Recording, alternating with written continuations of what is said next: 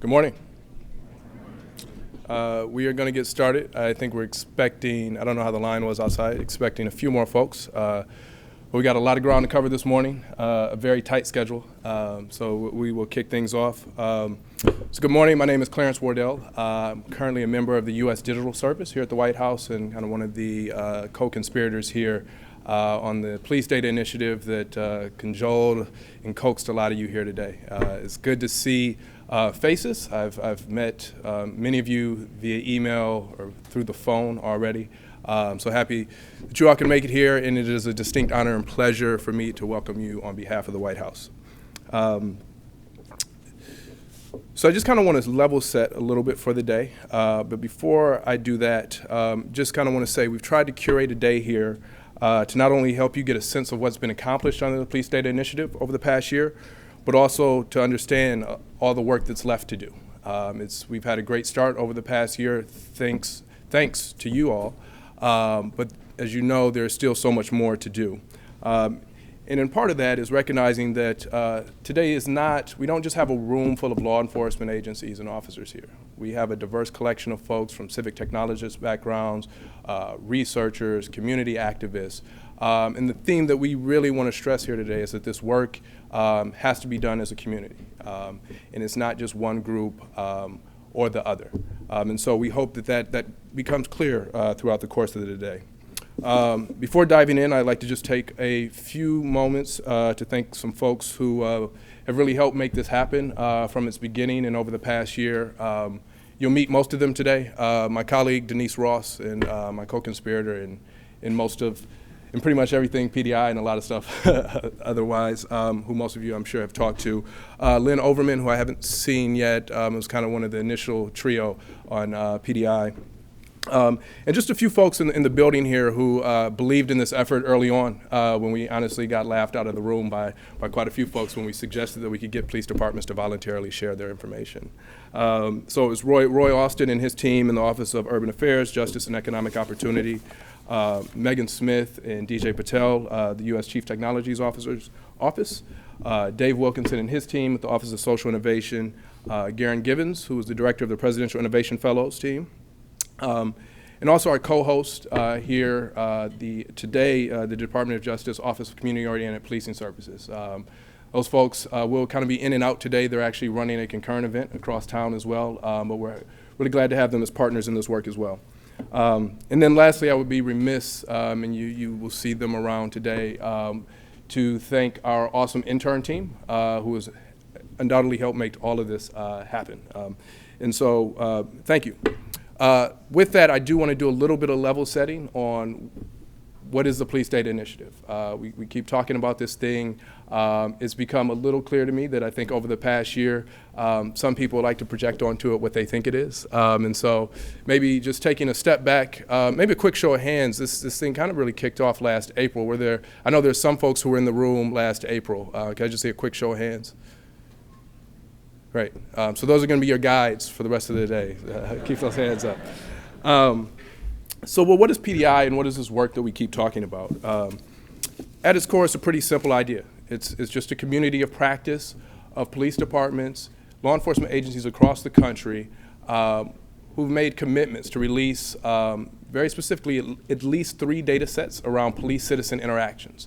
And so these are things like officer-involved shootings, use of force, traffic stops, assaults on officers, community meetings attended, really a push towards openness and transparency around the holistic framework of policing. And so I think we tended to think in terms of crime data, but there's so much more that affects how police and citizens interact and tells us a lot about what that looks like in the community.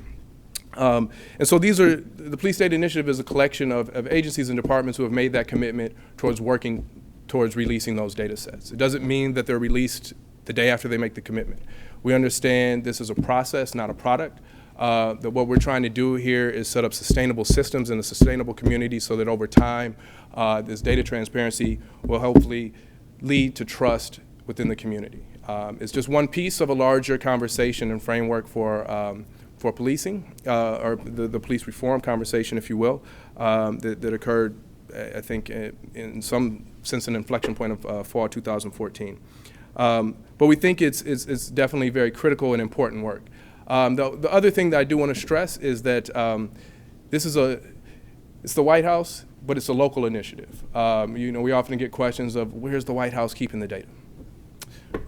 We don't got it. It is a local initiative. We're not prescribing any particular standards right now. Like, our whole focus is on enabling departments to respond locally to the needs of the community there. If the community says we want this data standardized relative to somebody else, that's a conversation that should happen. But right now we're trying to put in place the resources to support that work.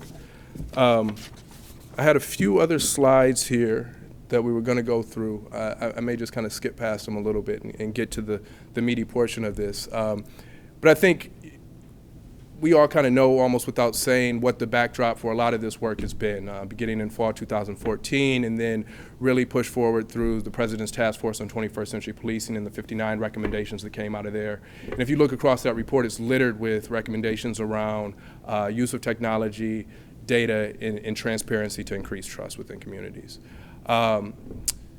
We had a notion last year that we could bring together civic technologists, police departments, researchers, and folks to start to problem solve and to make commitments. We looked around the country and we saw a lot of police departments who were starting to lean forward in this space, and folks who you'll hear from today, like Chief David Brown here from Dallas, Texas, who were already doing this work. And so when folks were telling us, well, departments won't open up that data, we said, they're already doing it. They're already doing it. So how do we bring the folks who are leading on this issue already together, uplift them, and really set the standard for what 21st century policing looks like? That's what last April was about. The guy there is DJ, who you'll hear from a little bit later, who's checking his BlackBerry, I think, there.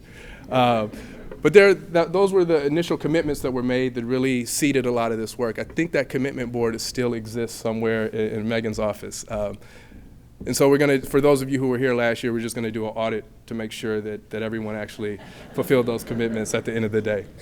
And so this is a little bit of what I spoke about, but it really is rooted in community-based, not just at the local level, but amongst us, right? And we've had a lot of great support from organizations like the Police Foundation, Sunlight Foundation, Code for America, nonprofit and community advocacy organizations who have come together and worked with the police departments, and you hear a lot about that story of collaboration today.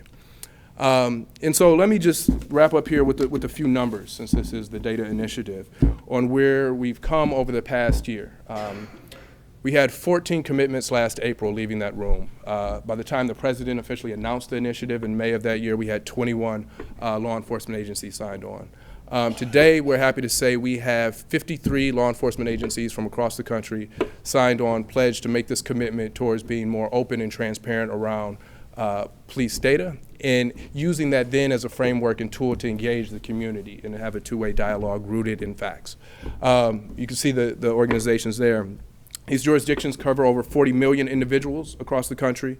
From last year, we've had close to 100 data sets released. I believe the exact number is 96. But if you kind of want to keep a real-time tally of what's been released, the Police Foundation has actually set up a kind of a site where they're helping kind of catalog and monitor what some of the activity around police data initiative has been. And that's policedatainitiative.org. Some other numbers, we've had approximately, I believe, 40 community of practice phone calls every Thursday or every other Thursday. Most of you have been on these in some form or another, just quick 30-minute stand-up calls where we're just sharing across the country to see what folks are doing, to see if people have questions about how do I release use of force data, or how do I extract this data from my system here. And we think that's been beneficial, and we hope that it has helped kind of lay the foundation for accelerating this work moving forward. And then we've had at least 3 police data dive events, I believe, and those are, we'll hear a little bit about those later, and so I won't go into them too deeply, but this is using the data, again, not just opening the data, but then how do you use it as a convening force and a place to have a conversation and a place to understand what's going on in your community. And so I just want to end. It's not easy work, but it's important and necessary work, and if we're going to move forward, we have to do it together. And that will be the theme throughout the day. Encourage you all to have dialogue, to talk to one another, meet the folks sitting next to you. You all invited here for a reason. You have enormous contributions to provide, and we hope that you will find the day satisfying. So with that, I want to kick things off by bringing up the U.S. Chief Technology Officer, Ms. Megan Smith. September 2014, President Obama named Megan Smith the United States Chief Technology Officer in the Office of Science, Technology, and Policy. In this role, she serves as an assistant to the President, and as U.S. CTO, Ms. Smith focuses on how technology policy, data, and innovation can advance the future of our nation.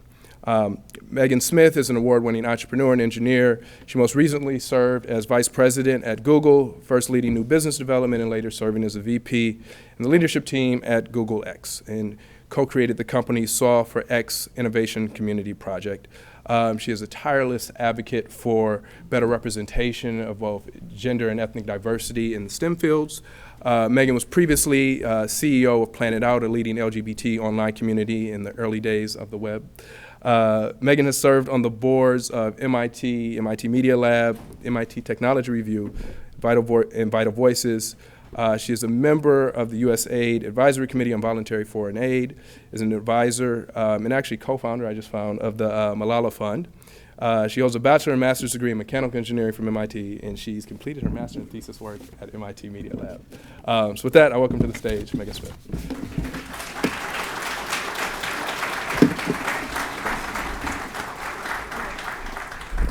Hello, it's great to be here with you guys. I was there in that meeting, the few people who raised your hands. Thank you for your leadership and collaboration that day when we kicked this off just shy of a year ago, or actually just more than a year ago.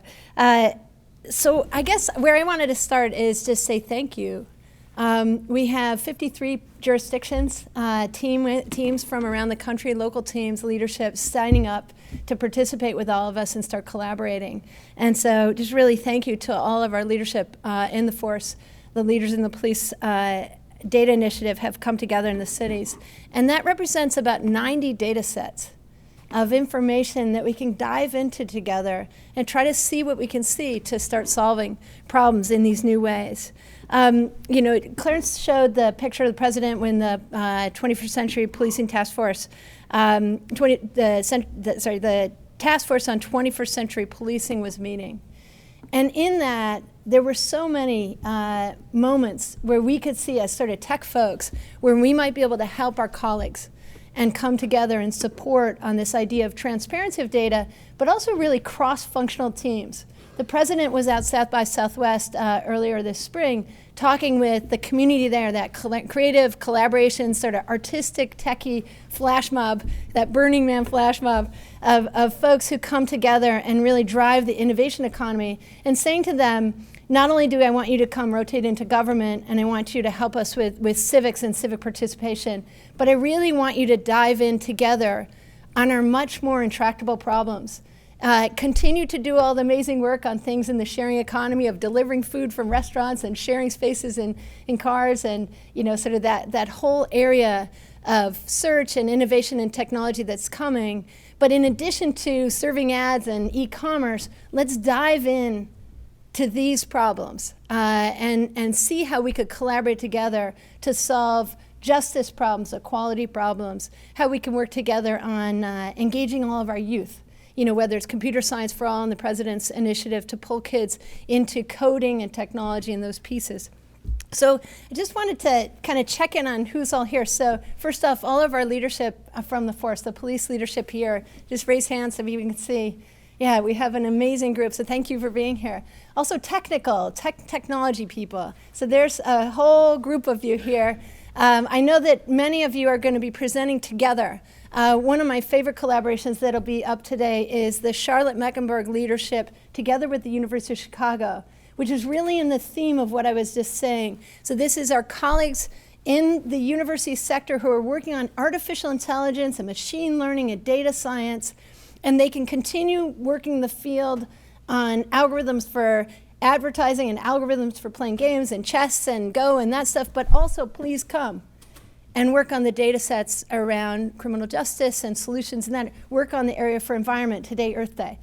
Sort of climate change and disaster response, work on the data sets from the Department of Labor so that we can have jobs for all Americans, because we could use machine learning to better match ourselves and figure out what people's passions are. So thinking really creatively about the cross-functionality that we now have. We have, as humanity, built the internet, and we see extraordinary things out of that, like Wikipedia.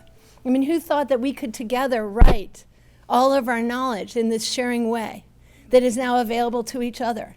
That's an amazing accomplishment as humanity. And so now how do we move ourselves into these harder problems and get cross-functional in those? And that's really what today is about.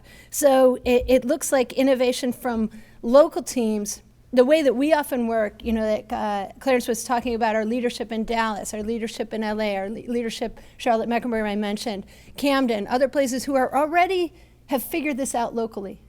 How do we get us all together into communities where they can communicate almost like a TED-style lightning talk? What have they created? What have they found? What have they done in their local community that's really creating results that other people could borrow and advance and iterate on? And we can bring America together in our federated way that we're so good at and share all these great things, these great solutions that we've made. And I know you guys are going to move into that part of the program where you start cross-sharing innovation, and then we'll work and move into workshopping. I think also one of the things that's really interesting to me in watching this is some of the surprising teammates you don't think of right away. So I talked about the police leadership, and I talked about the technical leadership. There's other civic leaders and community leaders and folks from civil society. Who else is here from those groups? You've got a couple people there. So one of my favorite ones in a different topic last week, we were working on global connectivity, working on making sure broadband access is available to people all over the world, across North America, across the United States, rural, tribal, in our schools, in our urban poor areas, that everybody, you know, we need to not have a homework gap for young people to do their homework when they get home because people are not online. That's the same thing all around the world, these amazing things that we have. And so in that particular cross-functional team, we had an incredible librarian from Chattanooga. And I know the Chattanooga team is part of the Police Data Initiative, and she was bringing her knowledge as a librarian and the high-speed internet that's available in Chattanooga, how they've worked together in a different way there, and they have very high-speed internet. I know that Seattle is here. Seattle just did a hack the commute. So the chief technology officer there, together with the civic leadership, got together and with the librarians and others, and the community came together to think together in creative ways, cross-functionality, about how to reduce the commute load in Seattle, and came up with a fabulous innovation. So it's in this sort of unusual interconnect. One of my favorite ones, you'll probably see an image of young Grace, who's from New Orleans, a 10th grader, who has learned to code and was teaching the chief of police in New Orleans some of her skills and how he might join Police Data Initiative. So these unexpected teammates. She, in her high school, is now teaching younger kids. And so you could imagine tapping the high school kids in your community. How might they help on this transparency innovation? How might they get involved? They would love to serve. They would love to do this. They don't realize possibly that computer science could solve some of these challenges in the community, and so having them come into the teams is a real opportunity.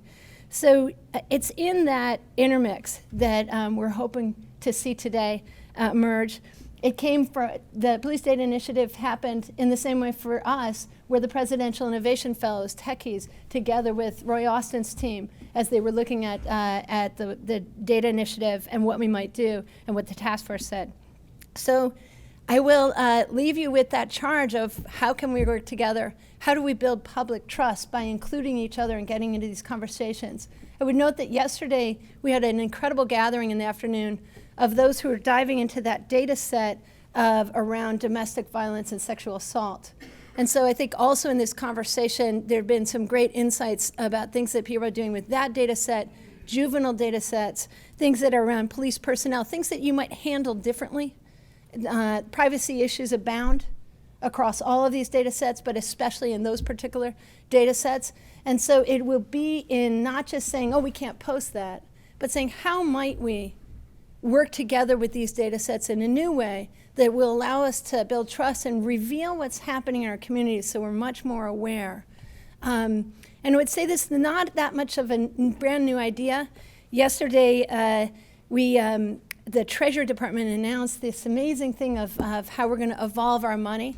and celebrate all Americans on the money. And one of the bills, the $10 bill, will have the suffrage leadership on the back, because they marched from Capitol Hill to the Treasury Department, and so the Treasury picture there, they're going to be added to that. And so one of the people in that parade was Ida B. Wells. And Ida B. Wells is one of the greatest data scientists in our country, who lived in the late 1800s.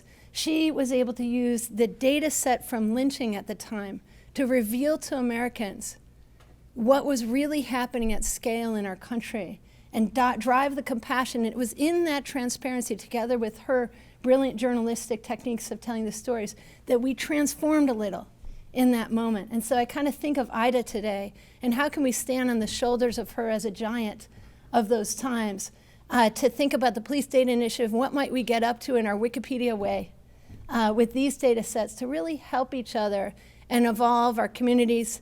The United Nations met in September to ratify the Sustainable Development Goals, the 17 goals that the countries and the leadership of our world have set for all of us for the next 15 years. And in there is equality and justice, and security and safety and economic opportunity and prosperity, as well as, of course, Earth Day, all the things about oceans and the planet that we should get up to. And so I think of this calling that we have and this opportunity we have that comes from all history of collaboration, standing on those shoulders and then stepping into this new place that we have, where we have this internet tool that really is just all of us connected in a new way. And how do we work as amazing leaders in our local communities to drive this forward and then share across and be a collaborative team locally operating and then working on what we're doing. So I thank everybody for being here. I know you're going to hear from Valerie Jarrett later, who's really championed across all of the president's initiatives in this area with everybody. But you know, this is a really important area for our country, and it's the area that the president is really asking us to step up and lead on. And I thank you so much for being here and doing that.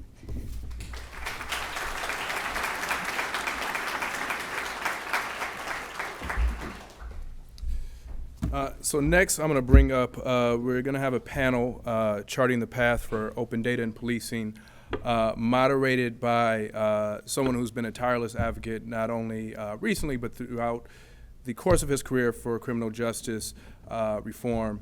And a guy who, when Denise and I walked into his office about a year ago and started talking about open data, he looked at us with bewilderment and I think almost kicked us out. But it's amazing to hear, kind of a year now, the way that Roy Austin has embraced this work, and it's really it's actually really awesome to hear him talk about it after a lot of the early conversations that we had. Roy has been a huge supporter of this work. It would not have happened, quite frankly, without his support. And so I'm just excited to welcome him to the stage. I should say Roy Austin is the Deputy Assistant to the President for Urban Affairs, Justice, and Opportunity. Will lead our next panel.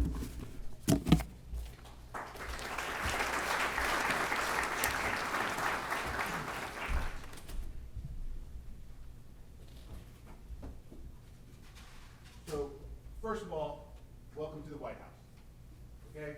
This should be fun. You guys should enjoy yourselves. So, it's always dangerous putting me behind a microphone. And so the first thing I need is a little call and response, and that is, data is cool. Let's hear it. Data is cool. Thank you. Okay, that's what I needed to get through this day. So let me start off with just, we're going to have our panelists come up, and they're going to very quickly talk about a little bit of their work, and then we'll do a panel with all of them. But let me start off with Chief David Brown from Dallas. So Chief Brown has been a police officer longer than I've been alive. He's been a police officer for 30 years. And he has a force of, or a group of employees, 4,000. He has an over $400 million budget. He's also served as the interim assistant city manager for the city of Dallas. He has both a BS and an MBA. And so with that, Chief Brown. Sure, and thank you so much for having me. I'm really excited about the discussion today, but I really want to tell a story so we can be a little bit more engaging instead of just a PowerPoint presentation. So if that picture doesn't raise the hair on the back of your head, I don't know what will. And that happened to us in Dallas in 2012. And it seems that every law enforcement agency goes through its defining moments. That's one of our defining moments. And what's happening there is a large crowd has gathered because we've just had a police-involved shooting where one of our officers who happened to be white shoots an unarmed subject who happened to be black in one of our toughest black neighborhoods.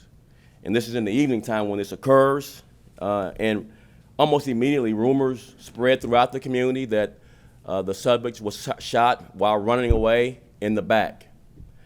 And our instincts told us that we maybe had the next news cycle in order to get out the facts of what happened in that incident, which would have been the 10 o'clock news. This happened around 6 in the evening, so we have a very short window to gather facts and share with the public what we knew. So we held a press conference and relayed the facts as we knew them. We debunked many of the rumors. We answered every question from reporters, and then we explained the investigative process and the steps and the adjudication process to the grand jury. The community returned to calm. The city calmed down. But here's what we learned. It starts with transparency. It starts with transparency. And trust is hard to earn and easy to lose. So this was just the beginning for us, this incident, of our steps to transform and reform our department's community policing efforts, community engagement efforts, training, policies, and accountability. This officer was no bill by the grand jury, by the way. So what we began to do as a department is we began looking at transparency first as the foundation of what we would build as far as more community trust, more community engagement, more community-oriented policing effort. So we believe first that the data we have belongs to citizens and that we're the caretakers of that data. That was a big step to make that our mantra, that the data was the citizens' data, not the police's data. And so what we began to do is we began to collect 12 years of our officer-involved shooting data and put it in a format that was not just statistics on a page that you couldn't understand. We tried to make it very visual, very understandable. We later partnered with the Data Initiative so that we can make it in a way that could be read across different disciplines, put it in Socrata data, and we published that for the public. And our media and our citizens really embraced this display of transparency. It's published online. The next legislative cycle, our state mandated all agencies in Texas publish data in this format. And Eric Johnson was the state rep that sponsored that bill to get that done. This data, by the way, that we release includes a synopsis. It includes the subjects and the officer's race. Much of what we deal with here in police-involved shootings and use of force, the undercurrent is about race. And so we believe it's important to share the subjects and the officer's race, gender, the condition of the subject, the grand jury disposition. It's formatted, again, very visually, where it compares this data across disciplines. At the time when we released this data, the value of trust hadn't really been appreciated by us as much, but this built quite a bit of trust. And along with this, display, we improved our policies, and we believe the last component is we hold officers accountable that don't follow our rules as it relates to use of force, use of deadly force. We also have reviewed consent decrees in other police departments throughout the country to glean best practices, and we develop programs where our officers interact with our young people in our city so that we can build greater community engagement. Back to the accountability component of transparency, we have had 2 officers terminated from employment and indicted the year following. But we believe that holding the small number of officers accountable protects the integrity of the vast majority of officers who uphold the standards of our noble profession. The results, I'm going to close with the results. In 2015, our department's excessive force complaints were reduced by 67%, and our use of force, our deadly force incidents have been reduced by 45%. So far this year in 2016, we've had 4 excessive force complaints. We average between 150 and 200 my whole 33-year career. So this is transformative. And we've averaged between 18 and 25 police-involved shootings my whole career. We have had 2 so far this year. Knock on wood, brother. Knock on wood.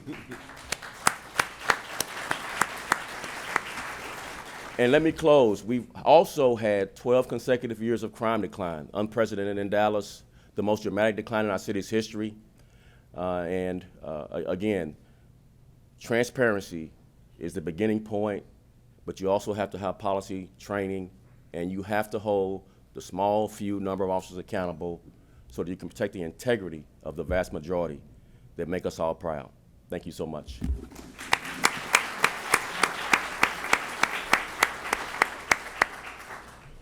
So now let me introduce Wendy Harn. She is the Chief Data Officer with the Los Angeles County Sheriff's Department. She was hired in the Sheriff's Department in 1985, and prior to that, she spent 8 years working for the South Bay Los Angeles Burglary Team, an 18-agency, multi-jurisdictional burglary apprehension team. So with that, Chief Data Officer Harn, all yours. Thank you very much. Thank you. I'm honored to be here today, and I quickly wanted to state that I'm here in lieu of my boss, Dean Giamas, who had a mishap, and he wanted me to convey his regrets for not being able to join you today. The things I wanted to speak about very briefly was the importance of transparency to LA County Sheriff's Department and our process to date. The Los Angeles County Sheriff's Department joined the White House Police Data Initiative at a unique time, as we had faced several crises involving our custody operations and patrol services. When Sheriff McDonald took office, he emphasized, and I quote, "From my first day as sheriff, I have sought to set a clear tone, underscoring that the Los Angeles Sheriff's Department is accountable to those we protect and serve, and that we must hold ourselves to the highest standards of integrity and constitutional policing. We must continuously earn the trust of our community," unquote. The Los Angeles County Sheriff's Department believes in being forthcoming regarding our activities and policing efforts. Transparency allows honest analysis related to the quality of our work and builds trust within the communities we serve. This approach also opens up dialogue to ensure certain concerns, crime trends, and needed corrective action is being applied in a fair and impartial manner.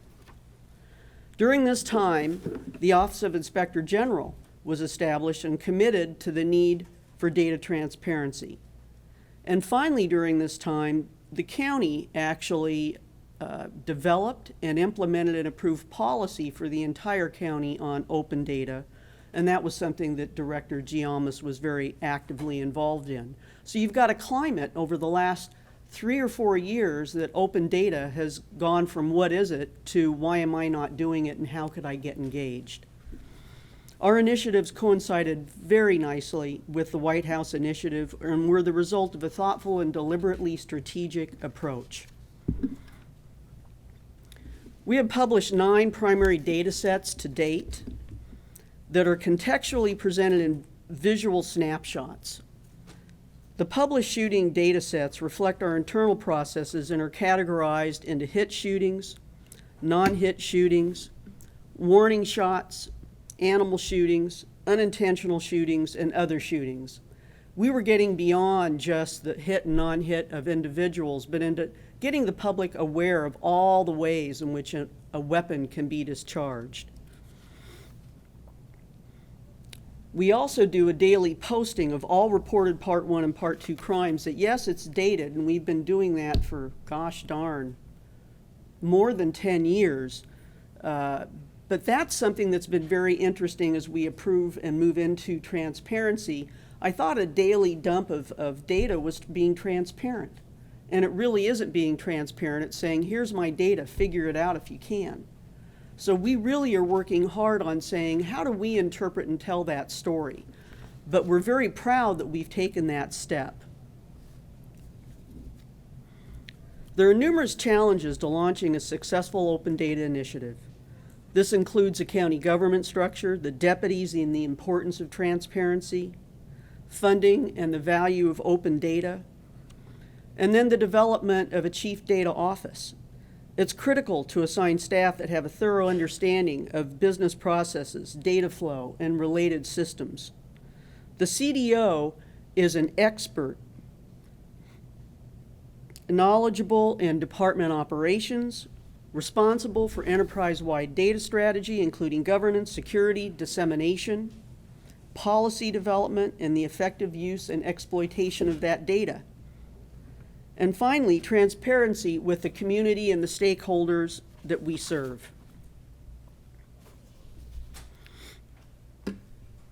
As we stated earlier, and I think there's probably not any police departments left throughout the country that don't do public crime mapping. That's kind of been our bread and butter for years, of saying we're transparent, but basically we toss out a couple of high-level crime categories like maybe Part 1 crimes, and we used to call that transparent. But that's still a good way for the public to at least see. The issue is how do we engage them? Open data is useful in effectively and visually communicating what is happening and where it's happening.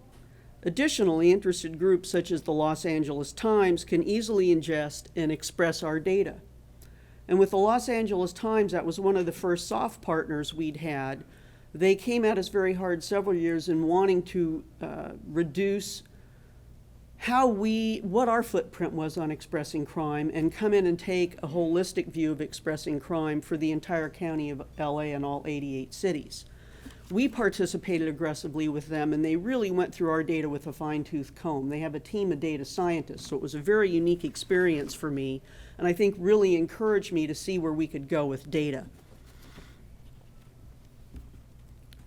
In closing, the county has really had a very interesting process in where we're at today with our data and our deputy-involved shooting data. We have strict Peace Officer Bill of Rights in the state of California that is very clear on articulating the privacy concerns of deputies and mandating laws that be followed. So the issue of dealing with unions was there, but it wasn't insurmountable because they have that as a protection that we just have the rules of the game to follow. We have our internal stakeholders, our Inspector General that we partner with, our civic leadership groups, such as our Board of Supervisors, our Chief Information Office, and actually the ACLU, and the Deputy Union. The soft launch with our media was a success when we did our force data. Our deputy-involved shooting data. We actually haven't done a hard announcement. We launched it, we discussed it, and we're having an iterative process to refine our data. We're better for our open data initiative as it improved our internal processes. We've built new partnerships, such as our involvement with the University of Chicago in developing an early warning system. That is a direct result of networking at last year's White House PDI meeting. Our county's open data portal, we're the third most popular data set behind salaries of everybody who works for the county in real estate. We sincerely thank the White House PDI team, especially Clarence Wardell and Denise Ross, for their guidance, support, and encouragement. It's an honor for our agency to participate. Thank you.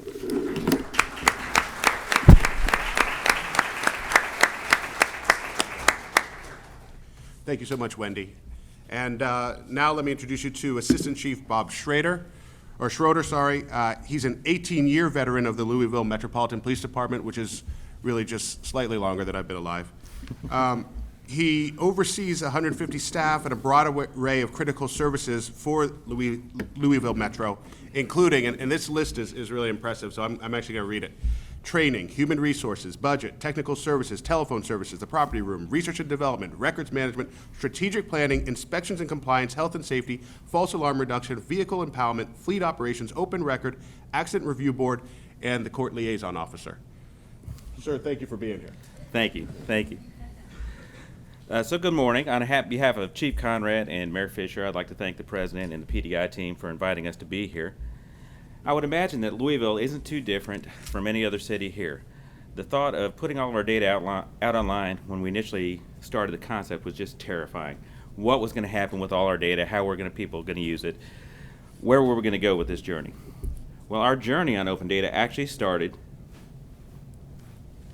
in early 2012 when our mayor, Greg Fisher, signed an executive order committing Metro Louisville to be an open and transparent government. This commitment to the citizens we serve would be the foundation for all the trust that we've built over the last 4 years. Our initial data sets we first put out under this initiative were kind of smaller, more filtered data sets, and people were really asking for more information. Well, in April of 2015, we were invited to the first PDI meeting, and our prior work had primed us really for that meeting. We'd started the journey, but we hadn't gone really far down the road. During the meeting, however, we committed to releasing several more open data sets, and these included open data sets on, expanded open data sets on crime, on vehicle stops, on arrests, on citations, and assaults against officers. And since those data sets first came out, we've added some additional data sets, including employee characteristics, hate crimes, and officer-involved shootings. And we are currently in the process with the group Code for America for trying to pull the complaints against officer data out of our system. When choosing a potential data set, we look at a number of sources. We get information from our open records requests, from community meetings, from civic groups, from our own internal staff. We look at what the universities and stuff are requesting for us to see really what people are interested in and what we can put out there for them. Then we determine, are there any legal or investigative restrictions on this data? And examples of that can include juvenile data, crime, rape victim data, things that we really need to protect the identities of the people involved. Once we decided on a data set, we do a test run to see how the data looks, to see if there's any unanticipated consequences of that data, any unanticipated issues. Then when we're all done, we contact our IT department, their e-government team, and have them put it out on the web. Some of the data sets we picked, we chose to increase our transparency to the public, such as our employee characteristic data. We thought it was very important with our employee characteristic data for the public to know about the officers that are protecting them and about those leaders who are guiding those officers. We included data on the officer gender, the race, their hire date, and their educational level. Other data sets we selected to give some perspective to the challenges officers face. We felt it was important to include the assault on officer data to give the public some perspective of the day-to-day dangers that officers face. Having this data included can add important context and a level of understanding for people to understand how and why we do what we do. Well, we put all this data out there for everybody to see, but we didn't think that was enough. Someone not familiar with data, from managing data, from manipulating data, might not be able to understand what all these raw data sets actually mean. So we created our own transparency page. We wanted to basically make it easier for the public to consume. The transparency page contains virtually the same amount of data, the same types of data, only we've formatted it for them to understand it. This link currently has 14 data sets for viewing. So how do we make all this happen? It's important to note we didn't do it alone. We had strong support from Louisville's Office of Performance Improvement and our Department of Information Technology. But the single most important factor is we have a sergeant who's here with us today who has actually got the skill set to manage a project like this and to actually do the coding to make it work. We encourage any agency that wants to be truly world-class to invest in their internal technology. So today, we're proud that the White House tells us we're one of the leading agencies regarding open data. Since we started all this, the sky has not fallen. There's been no great criticism of our department. Our officers have not stopped working. In fact, we learned that our fears weren't really valid. As Chief Brown stated at the first PDI meeting, it is the public's data. Open data and transparency are not the enemy. They are our duty. We're proud of what we've done, proud of where we're going, and we hope you join us on this journey. Thank you.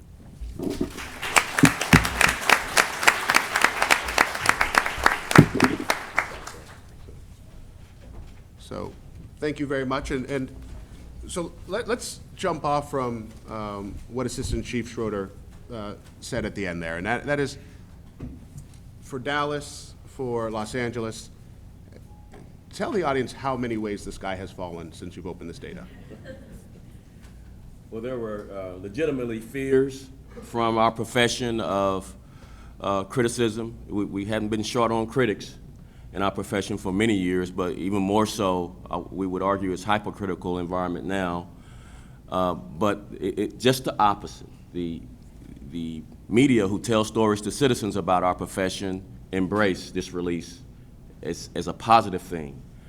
But citizens, particularly our activists who had preconceived notions about where and who our force was being used on, really had to take a second look at their previous beliefs because data didn't support it. And so facts became the great equalizer for us, and it really has put us in a position to open more dialogue with even our most critical citizens in our cities, because we were able to show facts over a decade that support that our officers are doing the job, and when they don't, we hold them accountable. Wendy?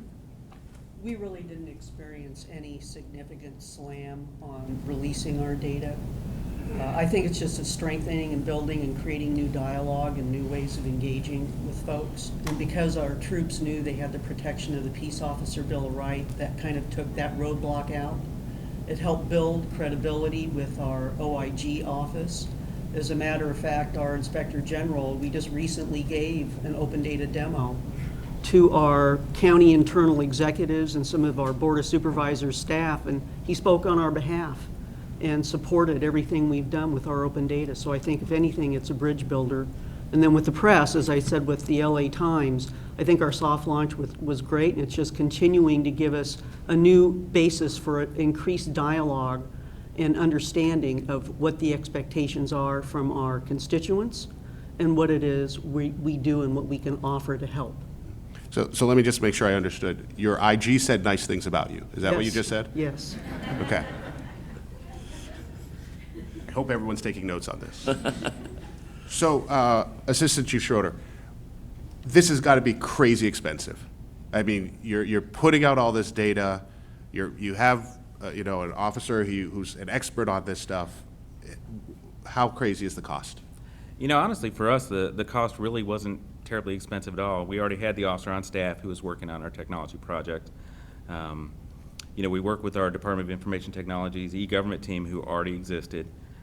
We actually theoretically have seen a cost savings because we have crime analysts who would respond to all these data requests from universities, from citizens, just asking for general data. And now they can say, hey, we've already got this data available for you on the website. Send them there, and that saves the staff time from them having to prepare that and put other projects to the side. Wendy, how much does this cost LA? Well, the costs are in person hours only. It was really great that, again, LA County adopted an open data policy, and they partnered with Socrata and established the platform for all the users in the county departments that would be publishing open data. So that saved us that step. We spent at least 1,400 hours developing our initial data set, and it's an ongoing relationship to extract our data, process and cleanse our data, and post our data in an effective way. And I know that's just a new role. It's a new thing we have to do. And I think the return of that cost is the quality of what we do. And Chief Brown, the cost to Dallas? Very, very minimal expenses, but the value has been off the charts. When I think about cost, I think about revenue minus expenses. That's your cost.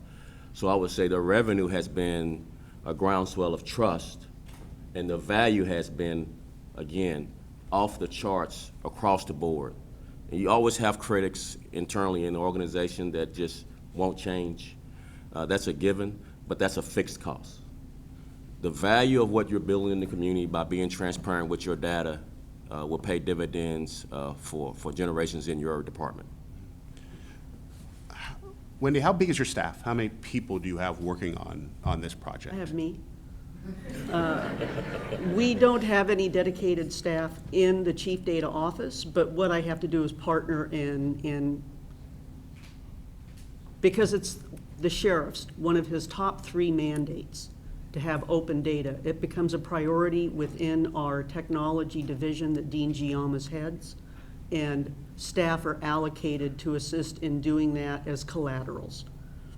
We hope to gain staff, but that has not been able to happen yet. I feel your pain. Thank you. Chief Brown, Yes. how many people do you have working on this project?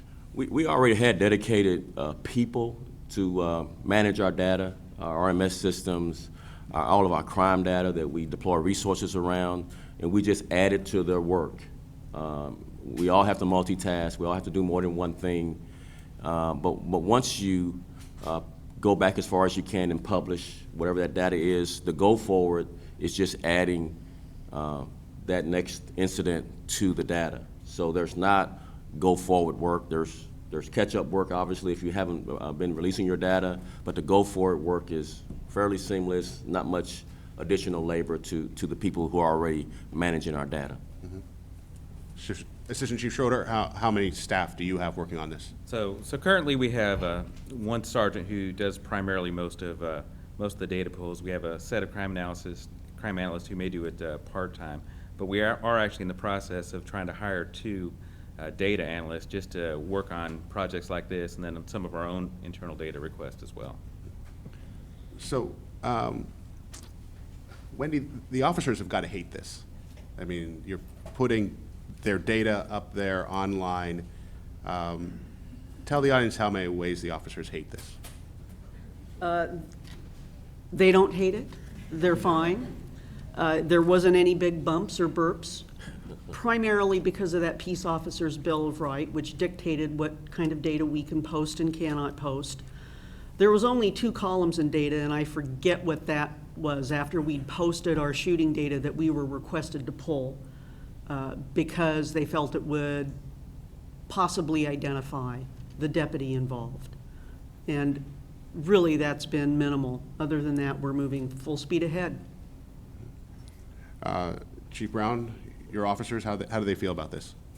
Well, there's been a little passive-aggressive behavior, just a little. Misdirection, you know, but that comes with, it's what we signed up for. We have to win the narrative. We have to shape the context of why the data is important. We have to remind ourselves that we're servants for citizens and get on down the road. I mean, the horse is out of the barn. I think transparency is just a building block for trust in the community. And given that their tax dollars pay our salaries, whatever internal strife you might have is worth it. It's worth it. I don't want to paint a rosy picture that you won't have pushback from certain elements within your organization, particularly people who are old school. But again, the value is so great. It's worth the pushback. Assistant Chief Schroeder, same question to you. How are the officers dealing with this? Well, you know, there's been no hue and cry, and honestly, I'm not aware of any pushback, but we took some steps, like when we released the employee characteristic data, we shielded the individual names of the officers and the civilian employees, whereas in other sets of data, like the officer-involved shootings, we actually do name the officer. But our thinking in going along with that is after an officer-involved shooting, we're going to name the officer to the media anyway. That's going to be out there anyway. And I have not had any comments from any of our line staff regarding the issue. So if the officers don't hate it, then the community must hate it, okay? So, Chief Brown, how many ways do the community hate this? Well, let me count the ways. Zero. It's just amazing. I'm a third-generation Dallas site, so I know this community real well. Where this incident happened that I described, my parents lived right down the street from there. Great-grandparents lived not far from there, so these people knew me. And so the releasing facts of data really dispels probably generations of preconceived notions about race and police. You go back to Jim Crow era when police were enforcing those unjust Jim Crow laws in the South. And so people pass that on to kids, grandkids, great-grandkids. What dispels those myths and challenges police to correct when you have error are the facts. And so the public embraces that. They embrace honesty and transparency. And they know we're human. We're going to make mistakes. It's when you try to hide your mistakes, it's where you lose the trust of citizens. So being honest and being transparent, people have embraced this in Dallas. Wendy, how about the community in Los Angeles? How have you seen them express their feelings about this data? Community is very supportive, and in general, we have a consent decree in Antelope Valley that mandates the publication of stop data. So there you have relationships that take a little more repairing and building, and the transparency goes a great way in getting the public behind what we're doing again, making sure we're heard and they hear us. Our shooting data, we have gotten, at least I have gotten, perhaps the executives had, very little feedback. Where I would have gotten a lot of feedback many years ago on crime data, it seems that as we publish more data, it's almost an expectation that the data's there, they know it's there when they want to see it, we refresh it as incidents are updated, and it will be interesting when we post the force data to see if that trend continues. We're finding our stakeholders, like our board of supervisors, are very interested in looking at the data because they're the ones that engage locally with their constituents, and they really appreciate the power and value of our transparency in assisting them with their jobs. So we've been on this panel for a long time. Do you mind if I just call you Rob? Go right ahead. Okay, I just want to. Rob, how is the Louisville community feeling about this data release? Actually, the community has really embraced it. We have a local civic data community that has been asking for data like this for years, and they are ecstatic that they were able to get this. And when we released the transparency page I spoke of earlier, we actually did an interview with our local paper, and to our surprise, it was actually the front page of the Sunday edition, celebrating the efforts at transparency we had made. David, all right? Yes, All right. of course. You cited some insane numbers on police shootings, on use of force complaints. What exactly do you feel is the link between those numbers and this transparency? I think when people believe you're being honest with them, they trust you. And that when something goes awry, they give you the benefit of the doubt. And, you know, this complaint data is citizens who would complain 100-fold have decided to give us the benefit of the doubt. They believe that we'll correct the behavior in our department, and we'll put it on display for everyone to see and have an opinion about. I've been following this discussion on Twitter. There's been over 100 tweets. We're trending on Twitter, guys, and one person, though, said don't release data. And I was about to say something to him on Twitter back, and then he tweeted, "Rest in peace, Prince," and I left him alone.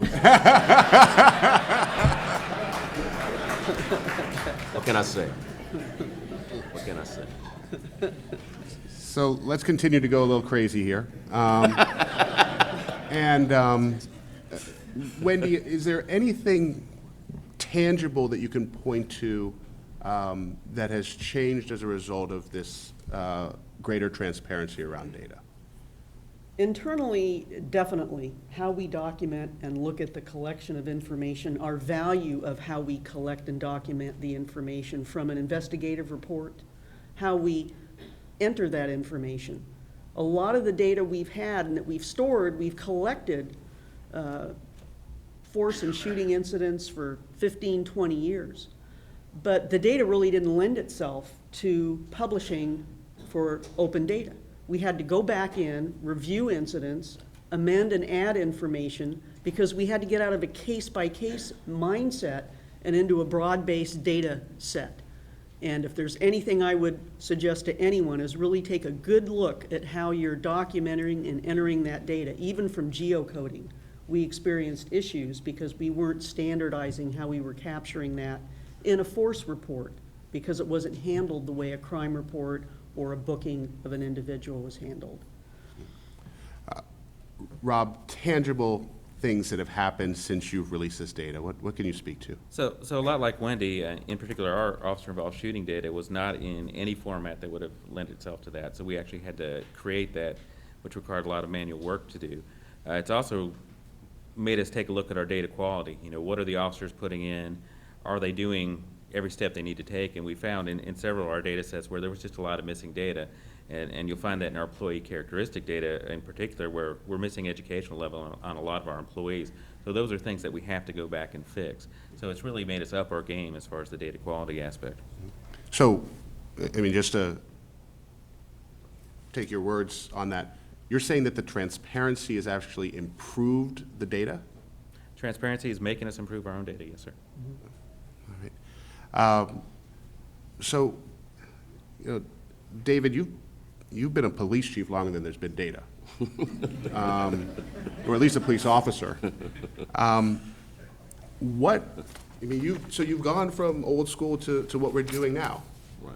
There are a lot of people who've been in policing for a long time. What would you tell them about why they should be more data transparent? How would you tell them to get there? What are your words of wisdom to them? Right. I try to make it a pocketbook issue. People understand pocketbook issues. So these citizens who need to trust us give us some of their tax money to pay our salaries. So if you want raises, you want to advocate for benefits, pension fixes, be attentive to the people that are going to spend their money to get that done.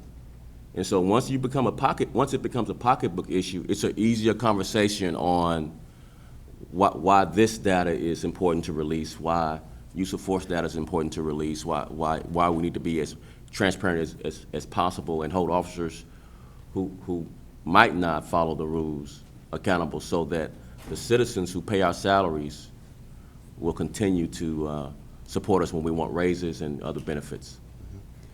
Wendy, give your best kind of sell. You're dealing with another chief data officer.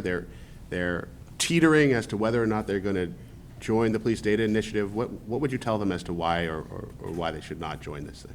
Well, if you don't want to join the police data initiative, you ought to second guess being a chief data officer. I mean, this is it for chief data officers. This is the excitement that we've all been waiting for years, to mash and smash and create and show data and see the possibilities of what we can do with data as we work with our communities and internally. And it's such an exciting time. I'm sorry it's toward the end of my career, because the next few years, it's just going to get more and more exciting about what we learn, what we do, and what we become in law enforcement. And I'm very excited to be a part of that and encourage any agency to jump on board. Rob, final words on this? You know, kind of along Wendy's point, you know, when we started out, we had a lot of fear, and there is nothing to fear. Police are going to have incidents that occur over time, and to get through those incidents requires a level of trust with the community. And the only way you're going to get that trust is being open and honest with your community. And putting your data out there for them to see how you work, see how you operate, is one of the first steps you can take to build a higher level of trust with your community. So let me just summarize a little bit of what I've heard here. Your IG likes you. There are cost savings. The value is off the charts. Low staffing. Officers don't hate it. Dispels preconceived notions. The community has really embraced it. When something goes awry, you're given the benefit of the doubt. And transparency makes the data better. Have I properly summarized what we've gone through in this panel? So you'd kind of be dumb not to do this. Would that be a fair statement? Yes. Yes, definitely. All right. So just so folks know, I've actually loved data for a long time, but I loved crime data. That's the data that I was always pushing. We need more crime data. We need better crime data. This is the change now, is this policing data. And so when Clarence and Denise came to me, they were talking about policing data. And I'm like, I don't get it. Why do you want to put policing data up there? They said, well, no, we don't want to put it up there. We're going to get departments to volunteer to do it. And that's when I almost kicked Clarence and Denise out of my office, because no one's going to voluntarily put this stuff up there. We are now a year later, and this is incredible. I don't know there are many things that the law enforcement profession has gone from 0 to 50 in 1 year in, 53 jurisdictions that are now doing this, that is so incredibly impactful at a time when community and police relations are at the front burner of so many of our conversations. And so I want to just, again, as others have said, I want to thank you so much because the people in this room are already those who have accepted this challenge and have decided that they're going forward with this. So I want to thank all of you for doing that and for moving forward and for being part of the leaders. So we have 53 down. That leaves us with about 1,750 to go. All right, or sorry, 17,950 to go. But I think we're going to make it there. And let me just say that I would die for all of you. Thank you very much. Well played. Good job, Ben.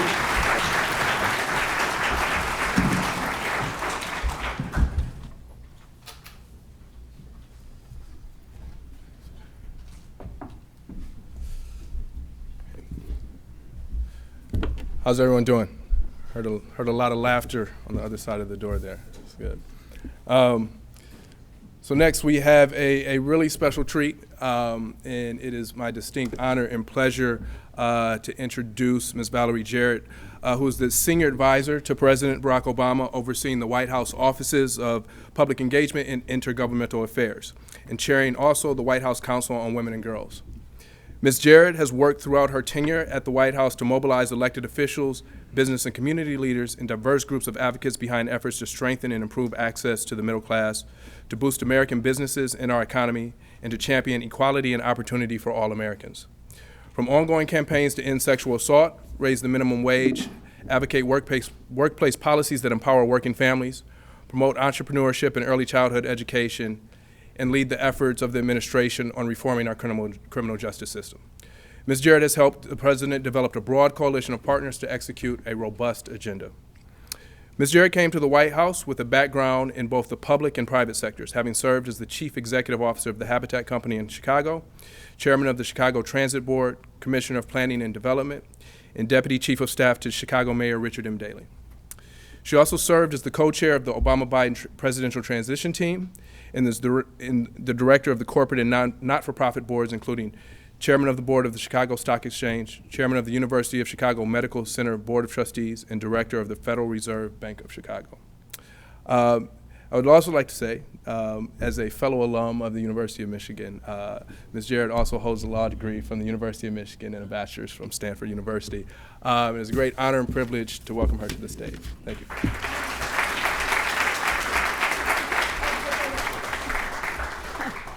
Thank you, Clarence, for that introduction. Good morning, everyone. We are so delighted to have you here. When the Task Force on 21st Century Policing was completed their work, and one of the recommendations was to focus on data, we had no idea that in such a short period of time we would have 53 different law enforcement agencies from around the country commit to this.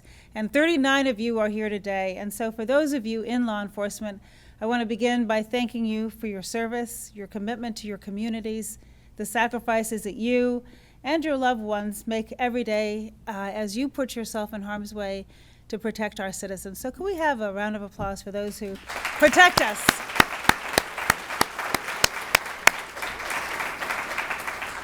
And we are thrilled that you are here today. And I know that we're going to spend the day talking about our data initiative. And I want to begin with a story of how it really came home to me.